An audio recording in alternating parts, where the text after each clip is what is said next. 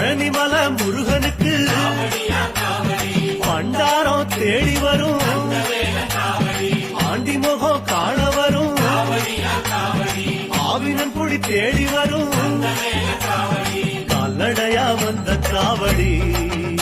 இது தேடுவது கந்த காலடி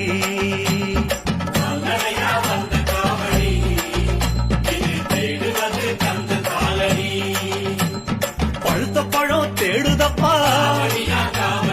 பாலதண்ட பாணி கேட்ட நல்ல முத்து வேலனுக்கு